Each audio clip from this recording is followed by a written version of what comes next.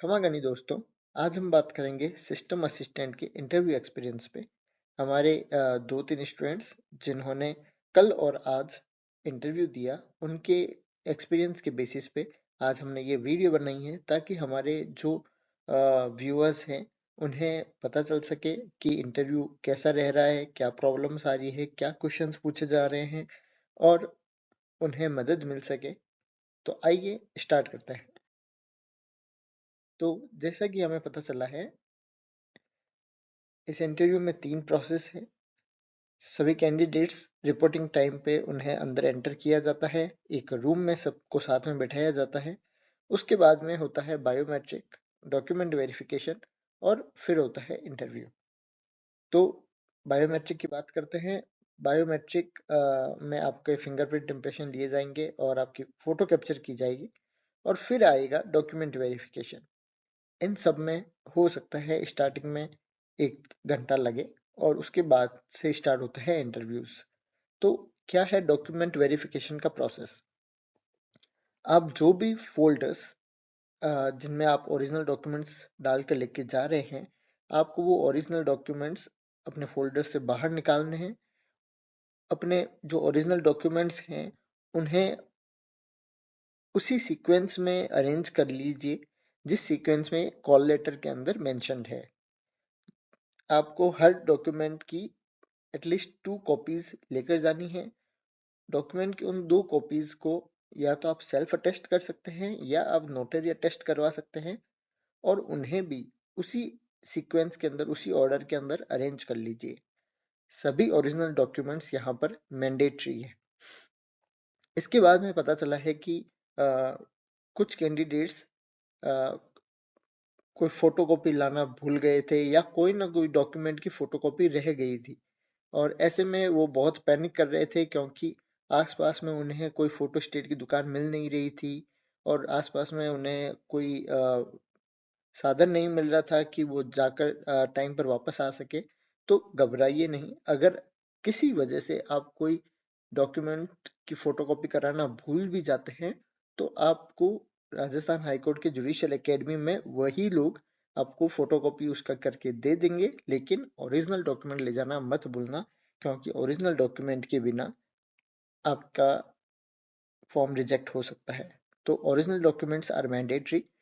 अगर किसी डॉक्यूमेंट की आप कॉपी ले जाना भूल जाए तब भी कोई दिक्कत नहीं है, वहां पे आपकी कॉपी हो जाएगी जिसे आप सेल्फ अटेस्ट कर सकते हैं।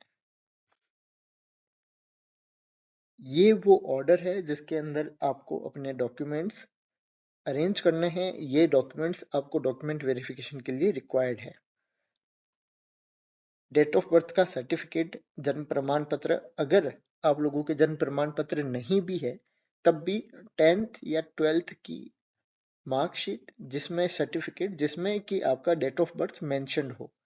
यहाँ देख सकते हैं लिखा हुआ है बर्थ सर्टिफिकेट और मतलब इन दो में से कोई भी एक डॉक्यूमेंट चलेगा। 10th का सर्टिफिकेट और मार्कशीट, उसके बाद में 12th का सर्टिफिकेट और मार्कशीट, फिर degree and marksheet.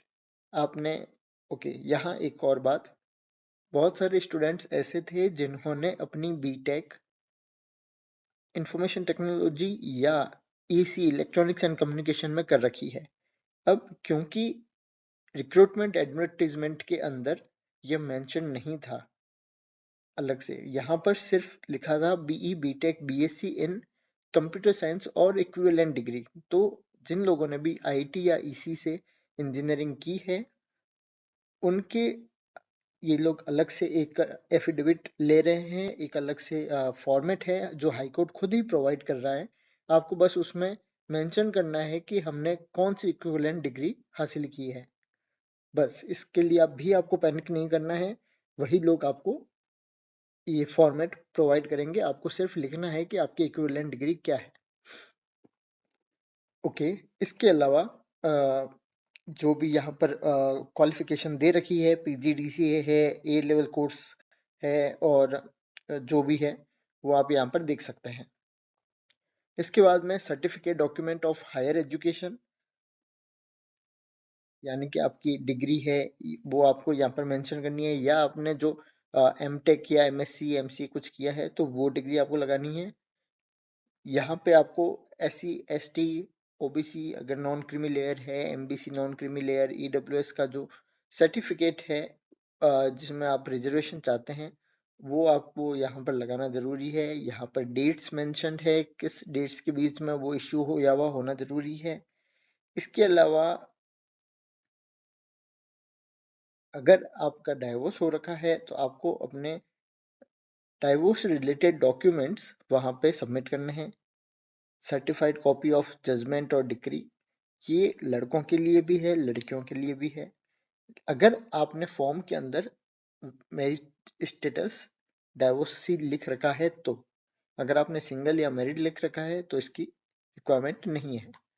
Death certificate of husband in case of window, अगर कोई डिसेबल है तो सर्टिफिकेट ऑफ डिसेबिलिटी। तो ये सभी डॉक्यूमेंट्स जिस फॉर्मेट में हैं और अगर आपके लिए अप्लाई होते हैं तो आपको ये डॉक्यूमेंट्स वहाँ पे उसी सीक्वेंस के अंदर अरेंज करके उन्हें देने हैं, क्योंकि वो जब चेक कर रहे होंगे उनके पास में भी ये लिस्ट होगी और वो वहाँ पे मार्क करते रहेंगे कि हाँ ये डॉक्यूमेंट आ गया है, डॉक्यूमेंट आ गया है। आपको अपनी फोटो कॉपी भी इसी सीक्वेंस के अंदर अरेंज करनी है। बहुत सारे लोग एफिडेविट को लेकर भी परेशान हो रहे हैं कि इसका हम क्या करें। तो यहाँ पर आप देख सकते हैं जो भी लिखा हुआ है बहुत ही शॉर्ट में आप एफिडेविट बनवा सकते हैं और उसको ओरिजिनल आप ले जा सकते हैं। ओके, इसके बाद में हम देखते हैं कि इंटरव्यू कैसा रह रहा है। डॉक्यूमेंट वेरिफिकेशन होने के बाद में समय आता है इंटरव्यू का। इंटरव्यू को लेकर बहुत सारे कोचिंग जिन्होंने 1000 1200 1500 रुपए लेकर कहा कि हम इंटरव्यू की तैयारी करवाएंगे, मॉक इंटरव्यू लेंगे, और वो पूछ रहे थे जीके से रिलेटेड क्वेश्चंस, टेक्निकल इंटरव्यू बिल्कुल नहीं ले रहे थे, उन सबको एक झटका, क्योंकि पूरा इंटरव्यू टेक्निकल है। जी हाँ, टेक्निकल पैनल आपका इंटरव्यू ले रहा है और ये इंटरव्यू कंप्लीटली सिलेबस बेस्ड है।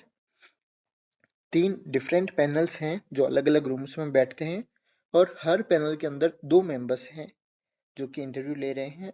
इंटरव्यू अराउंड 8 से 15 मिनट चल रहा है, बेस्ड ऑन आपको कितना आता है, आप कैसे आंसर्स दे रहे हैं। अगर कोई स्टूडेंट अच्छे आंसर्स नहीं कर पा रहा है तो हो सकता है उसके इंटरव्यू जल्दी खत्म हो जाए। कोई अगर अच्छे आंसर्स दे पा रहा है और उसका इंटरव्यू सही हो रहा है तो उसका इंटरव्यू थोड़ा 15 मिनट तक भी जा रहा है। तो यह एक वेरिएबल लेंथ पर है। जितना जल्दी उन्हें लगता है पैनल को कि वो कन्विंस्ड है कि कितने नंबर देने हैं, उतना ही देर इंटरव्यू चल रहा है और उसके बाद में इंटरव्यू समाप्त हो जाता है। क्या इंटरव्यू में क्वेश्चंस पूछे जा रहे हैं? इंटरव्यू में networking, operating system, computer fundamentals, computer के बेसिक्स, कंप्यूटर प्रोग्रामिंग के बेसिक्स एंड टेक्नोलॉजी में जो भी लेटेस्ट ट्रेंड्स चल रहे हैं उनसे रिलेटेड क्वेश्चंस पूछे जा रहे हैं। नेटवर्किंग के अंदर OSI model, TCP IP models, फिर उनके डीप क्वेश्चंस। जैसे जैसे आप आंसर्स करते जाएंगे वैसे वैसे क्वेश्चंस उसमें से निकलते जाएंगे। ऑपरेटिंग सिस्टम से काफी क्वेश्चंस पूछे जा रहे हैं। Linux operating system, Windows operating system, Android operating system, फिर उनके अंदर क्या होता है, कमांड्स, इनके बारे में। कंप्यूटर फंडामेंटल्स के बारे में पूछा जा रहा है कि क्या थे पहले कंप्यूटर्स, कैसे किन जनरेशन के थे, कैसे वो इवॉल्व हुए। प्रोग्रामिंग बेसिक्स में से भी पूछा जा रहा है जो नॉर्मल उप्स कंसेप्ट वगैरह हैं, और टेक्नोलॉजी में क्या लेटेस्ट ट्रेंड्स हैं, और जो कोर्ट की प्रोसीडिंग्स है उसमें कैसे टेक्नोलॉजीज काम में आ रही है उससे रिलेटेड। इंट्रोडक्शन भी नहीं पूछा जा रहा। जैसे ही आप रूम में एंटर करते हैं और अपनी सीट पे बैठते हैं, डायरेक्ट टेक्निकल क्वेश्चंस स्टार्ट हो जाते हैं। कोई भी क्वेश्चन अभी तक जीके और हाई कोर्ट से रिलेटेड नहीं पूछा गया है, ऐसा फीडबैक आ रहा है। हाँ, एक ऐसा फीडबैक आया है कि वो कई बार आपको अपने सवालों में उलझाने की कोशिश करते हैं। जैसे आपने कोई आंसर दिया, मान लो कि ये डिवाइस OSI मॉडल के किस लेयर पे काम करती है, उसके बाद में आपने एक जवाब दे दिया, लेकिन पैनल आपको फंसाने की कोशिश करेगा। पैनल आपको पूछेगा, रियली ऐसा होता है? नहीं नहीं, ये तो हो सकता है इस पैनल पे काम करता हो, इस लेयर पे काम करता हो। और स्टूडेंट पैनिक में आके उनसे एग्री कर लेते हैं। ऐसा नहीं करना है। आप अपने ऊपर कॉन्फिडेंट रहिए, उनके जाल में मत फंसिए। वो आप ही का पेशेंस टेस्ट कर रहे हैं कि आपको कितना आता है और आप अपने आंसर्स पे कितने कॉन्फिडेंट हैं। इंटरव्यू के टिप्स अगर मैं आपको दूं तो आपका जो आंसर है उसी के बेसिस पे अगला क्वेश्चन डिसाइड हो रहा है। The next question will be based on what you have answered in the last question. जैसे आपने बातों बातों में कोई एक बात कही आंसर देते वक्त, उसी से नेक्स्ट क्वेश्चन निकलेगा। फिर जो आप नेक्स्ट क्वेश्चन का आंसर दोगे उसी से उसका अगला क्वेश्चन निकलेगा। तो आप घर पे प्रैक्टिस कीजिए, इस पर स्मार्टली सोचिए, तो आपको पता चल जाएगा कि आपके आंसर्स से कितने क्वेश्चंस निकल रहे हैं। जैसे आप कांच के सामने खड़े होइए, अपने आप से सवाल कीजिए, उसका आंसर दीजिए और अपने आंसर से ही कोई नया क्वेश्चन सोचिए कि क्या क्या बन सकता है। उसे आप एक पेज पे लिस्ट आउट कर लीजिए कि आपके आंसर से ये क्वेश्चंस बन सकते हैं, फिर उनका आंसर दीजिए। तो ये आपको बहुत हेल्प करने वाला है, क्योंकि जो इंटरव्यू हो रहा है वो एक जनरल डिस्कशन बेस्ड है और वो डिस्कशन आप ही के आंसर से निकल रहा है। जो आप बोल रहे हैं उसी से आपका नेक्स्ट क्वेश्चन बन रहा है। तो ये मुझे लगता है एक बहुत ही इम्पोर्टेंट टिप्स रहने वाले हैं आपके लिए, जो आपको इस इंटरव्यू में काफी मदद कर सकते हैं।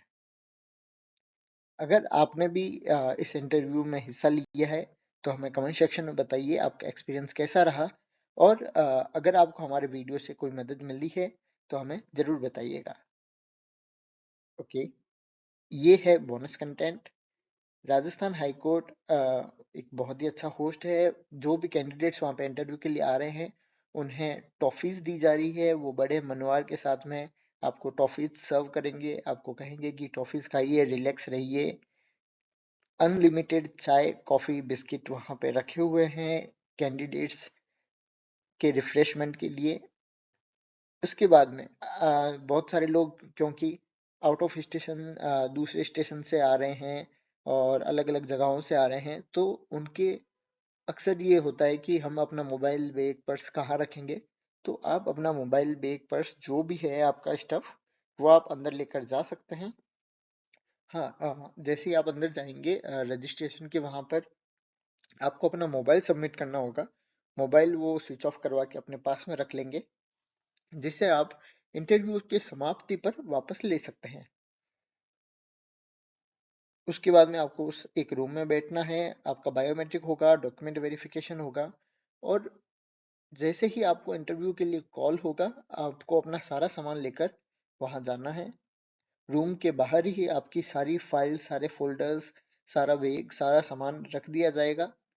जैसे ही आपका इंटरव्यू खत्म हो, आप बाहर आए, अपना सारा सामान उठा के सीधा बाहर, just exit, no discussion after interview completion. अगर आप सोच रहे हैं कि कोई इंटरव्यू देकर आएगा और आप उसको पूछ लेंगे भाई क्या पूछा क्या पूछा, ऐसा नहीं होगा। इंटरव्यू जैसे ही खत्म होता है आप सीधा एग्जिट करें। Thank you. क्या आपको ये वीडियो कैसा लगा? और मैं उम्मीद करता हूँ कि आपका इंटरव्यू बहुत अच्छा रहे। All the best to all of you.